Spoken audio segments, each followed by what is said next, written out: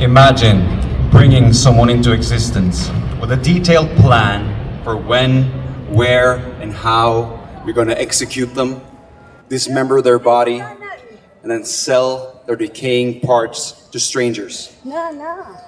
It sounds like the plot of a gruesome horror movie. Something you'd associate with the likes of Jeffrey Dahmer. We call it animal farming. The reason we choose to enslave and exploit certain animals, cows, goats, sheep, chickens, rabbits, pigs, is due to their peaceful, non-violent nature. They are the easiest to take advantage of. We are the oppressors, hiding behind masks of love, compassion, and good intentions. We deceive these animals into believing we are their protectors and providers, only to one day betray their trust and literally stab them in the back when we send them off to the slaughterhouse or the gas chamber. Most people walk around with the indoctrinated belief that animals are mere objects, resources, commodities, slaves, livestock, or brainless biological machines driven solely by instincts. However, the reality is quite the opposite. Non-human animals are much like the human animal. They are individuals with unique likes and dislikes, complex emotions. They feel fear, joy, happiness, depression, anxiety, and love. They form strong family bonds. Acknowledging this reality would force people to confront how atrocious our treatment of other animals really is. So it's easier for the cowardly masses to bury their heads in the sand and continue believing the narrative they've been fed since childhood by Big Ag and Big Beef, that animals are livestock and objects, that something humane happens inside a slaughterhouse, and that we somehow need to exploit animals. It's all a convenient lie.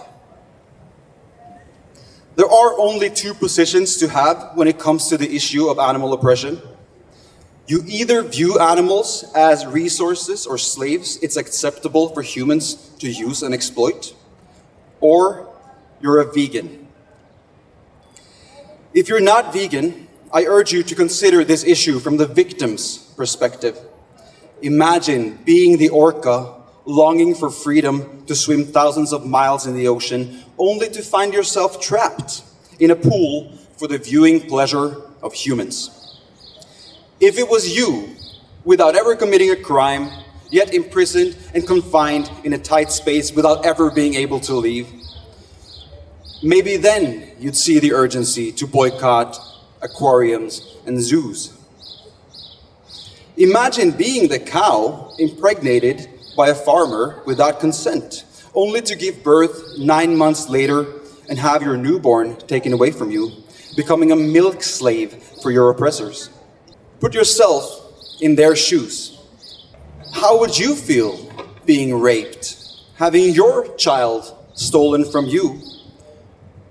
Maybe then you'd find a reason to boycott dairy. How do you know that the feeling of a mother cow losing her child is not very different from the feeling of a mother human having their child stolen from them? Imagine being the rabbit, the monkey, or the beagle, having laundry detergent poured into your eyes to test product safety for humans. Imagine how it must feel to be tied up and continuously have laundry detergent or shampoo poured into your eyes, making you blind. If it was you in that situation, maybe then you'd see why you should pick the vegan labeled shampoo instead of the other one. If you saw it from the victim's perspective, you might be able to see the urgency and how easy it is to boycott animal exploitation by living vegan. If you are vegan, I'd like to remind you that being vegan is not a noble act. You're not doing anything good. It's not an act of kindness. You're not helping any animals by being vegan. You're merely boycotting their exploitation and oppression, which is the bare minimum expected from anyone who cares about basic justice. Animals rely on you to speak up for them. Large forces in society want you to be silent, to be the apologetic vegan who says, oh, I'm not one of those extreme ones. I'm not going to tell you that it's wrong to exploit animals. You do you.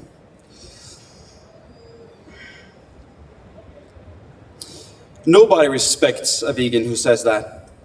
Oh, I'm going to lead by example without making anybody feel uncomfortable about their harmful behaviors towards innocent beings. People might tell you that they respect you and tap you on the back for being a good vegan, a good silent warrior. But you only show them that you have no backbone. Speaking out for the victims will gain you haters. But standing up for your beliefs will gain your respect. What do you value more? Justice for the victims or being liked by the oppressors? And stop thinking that non-vegans aren't capable of understanding right from wrong, basic ethics. They are just as capable as you. They just need to be held accountable. And if you were in the victim's position, how would you want people to speak up for you?